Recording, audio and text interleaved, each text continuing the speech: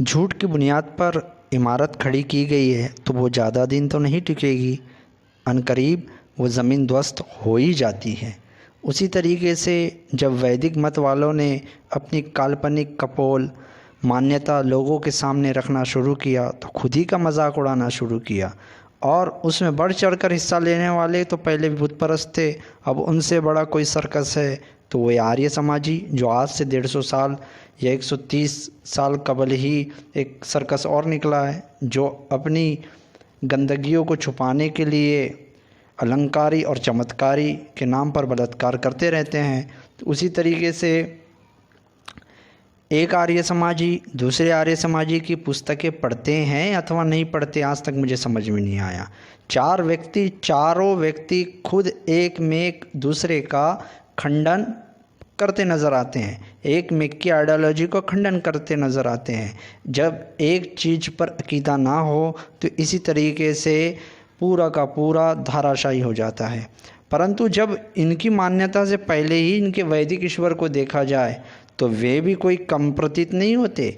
वैदिक ईश्वर स्वयं नशा करते हैं और उस नशे के साइड इफ़ेक्ट में पता ही नहीं होता उन्हें कि वे एक ग्रंथ में अर्थात यजुर्वेद में कहते हैं कि सूर्य अपनी ही परिधि में घूमता है अथवा किसी लोकांतर के नहीं घूमता, और उसी के विरोधाभास में अथर्ववेदा कहता है कि ये जो सूर्य है तमाम लोगों के चक्कर लगाता है। ये चक्कर में क्या चक्कर है, वैदिक ईश्वर खुद भूल जाता है कि मुझे क्या कहना था और क्या कह दिया।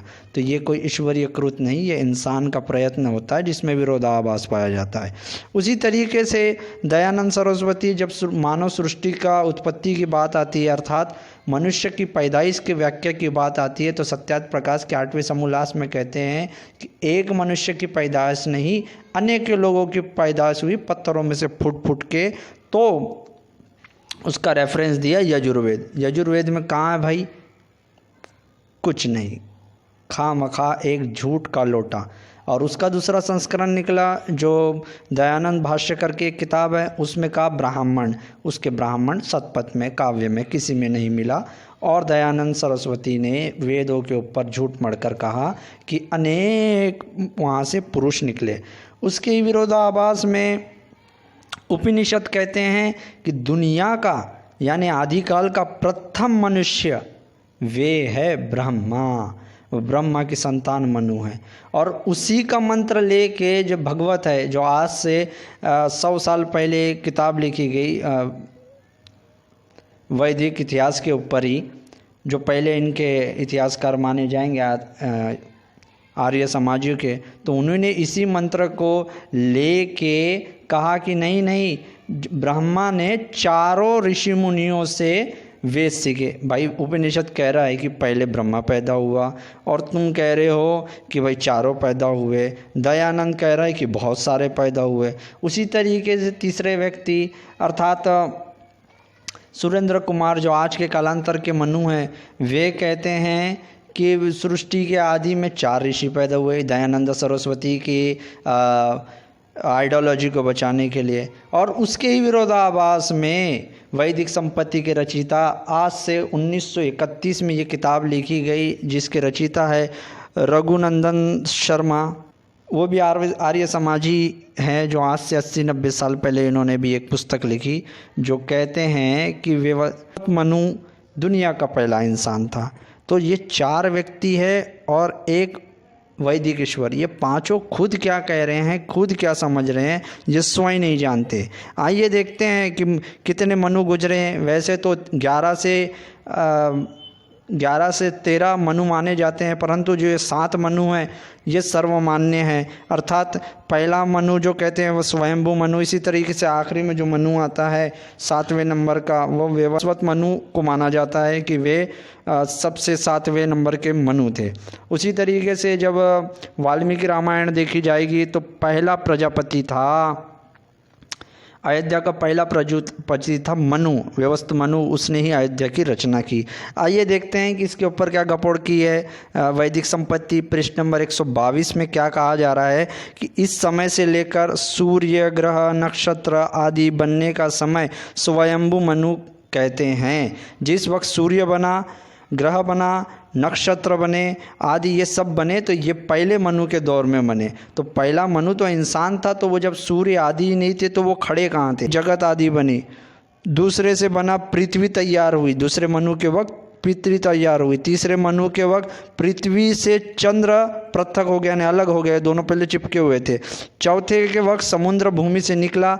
पांचवे के वक्त मनुष्य वनस्पति पैदा हुई, और छठे के वक्त पशु पक्षी पैदा हुए, और सातवें यानी व्यवस्थ मनु के दौर में मनुष्य का जन्म हुआ। यानी पहला जो इंसान का बाप कहा जाएगा बाय अकॉर्डिंग टू हिंदुइज्म, तो वो व्यवस्थ मनु है, जो कि मनुष्य का पहला पिता है। और रचनाकाल बता रहे हैं अपने गपोड़ के हिसाब से 12,05,33,030 वर्ष पहले ये भाई साहब पैदा हुए थे, जिनसे तमाम मनुष्य पैदा हुए। उसी तरीके से पूरी रचना बताते हैं कि किस तरीके से पैदा हुए और क्या हुआ और कैसा हुआ और क्या हुआ। सबसे पहले तो दयानंद की आइडियोलॉजी जो थी कि एक साथ कई पैदा हुए, वे रद्द हो गए। उपनिषद कहते हैं कि पहला दुनिया का आदिकाल का मनुष्य ब्रह्मा है और ब्रह्मा का पुत्र मनु है, पर ये कह रहे हैं कि मनु पहला है। 7 जो 6 थे वो पता नहीं कहाँ थे, और उस वक्त में पृथ्वी भी बन रही है, सब बन रही है, और 7वें नंबर का जो मनु है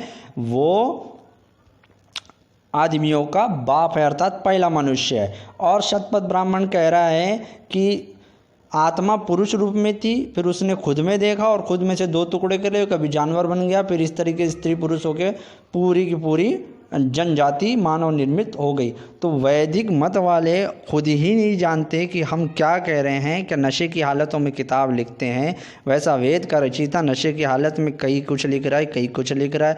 दयानंद नशे की हालत में कई कुछ कह रहा है, कई कुछ कह रहा है। भागवत नशे की हालत में कुछ कई लिख रहा है, कई कुछ लिख रहा है। मंत्र तो उपनिषद का ले रहा है, बता चारों का है। उसी तरीके से ये महाशय भी लिख रहे हैं कि कुछ लिख रहे हैं, कुछ लिख रहे हैं, क्या लिख रहे हैं, कहाँ ऊपर जा रहे हैं, कहाँ नीचे जा रहे हैं। जब इनसे पूछा गया कि वो 6 मनु थे, वो 6 मनु के बाद जब पैदाइश हो गई तो वो कहाँ थे, वो ये कैसा संभव हो सकता है। तो वो कहते हैं कि जिस तरीके से कल आने वाला ये सत्य है, उसी तरीके से वो बीत गए, वो भी सत्य है, बस आँख बंद करके मान लो।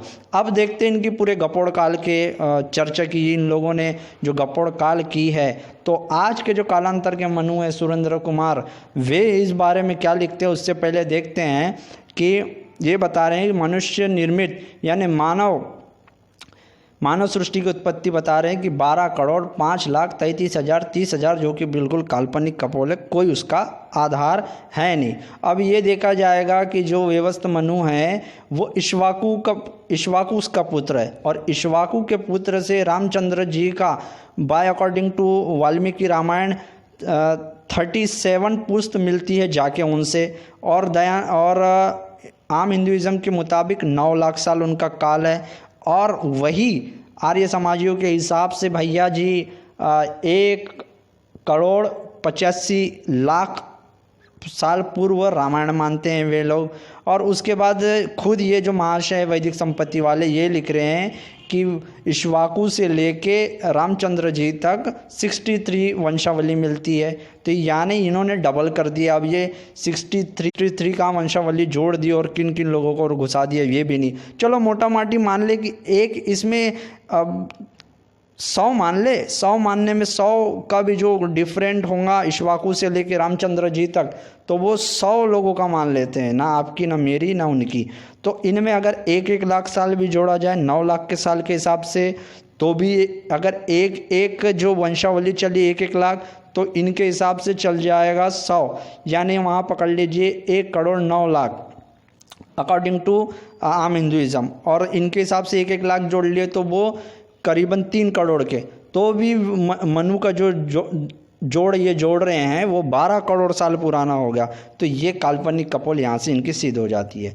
आइए देखते हैं कि जो सुरेंद्र कुमार जी ने अपनी काल्पनिक कपोल लिखे उसके बारे में। और इसके पृष्ठ नंबर वो दूध की धुली हुई मनुस्मृति, पृष्ठ नंबर 54, 55 और 69 में क्या लिख रहे हैं? ये लिख रहे हैं कि जो मनुस्मृति है वो मूल प्रवक्ता मनु ही है, और ये मनुस्मृति है इसका लिखने वाला, इसका बोलने वाला मनु ही है। और दयानंद सरस्वती कहते हैं कि इक्ष्वाकु के ज़माने में लिपिबद्ध यानी लिखने की प्रक्रिया शुरू हो गई थी, यानी एक वचन है, यानी जो हमारे पास जो मनुस्मृति है वो मनुस्मृति किसका है, वे भी बताएंगे कि किसका है मनुस्मृति। उससे पहले जानते हैं कि जो मनुस्मृति ने जो कहा था, मनु ने जो कहा था वही मनु हमारे पास है। वो अपने वक्त कहता था, जो जिज्ञासु लोग थे उसके वचनों को सुनते, कुछ मसला लेके जाते, मसला सुनने के बाद उसको सॉल्व होने के बाद वो लिख लेते, क्योंकि लिखने के प्रचलित होते हैं। कि मनुस्मृति का प्रवक्ता कौन है? मनुस्मृति का प्रवक्ता है स्वयंभू मनु।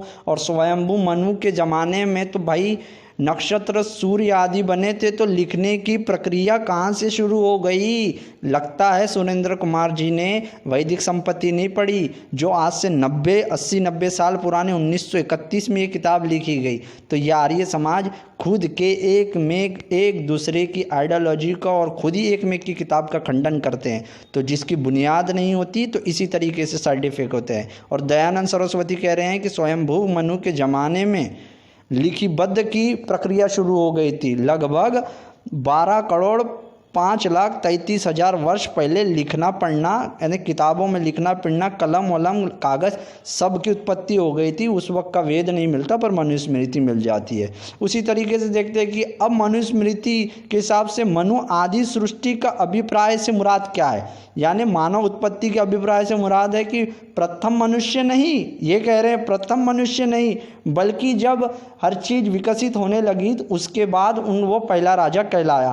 परंतु यहाँ वो कह रहे हैं वैदिक संपत्ति में कि मनुष्य सृष्टि का पहला मनुष्य व्यवस्वत मनु है। तो ये है साइड इफेक्ट, एक दूसरे की आइडियोलॉजी को तर्क करना और नशे का दुष्प्रभाव। ये सब जो चीज़ इन्होंने सीखा है ये पूरा का पूरा सीखा है वैदिक ईश्वर से। वैदिक ईश्वर खुद क्या लिखता है, खुद क्या बोलता है, खुद क्या लिखने वाला है, पहले क्या लिखा उसे स्वयं पता नहीं होता है। उसी तरीके से मनुस्मृति निरुक्त में भी आता है और तमाम पुराणों में भी आता है कि पहला मनुष्य मनु है। और पुराणों में, उपनिषद में दूसरी जगह ये भी आता है कि ब्रह्मा है, और पुराणों में कुछ आता है, दीगर चीज़ों में कुछ आता है। ये एक तमाशा बन के रह गया हिंदुइज़्म, और इससे कुछ नहीं।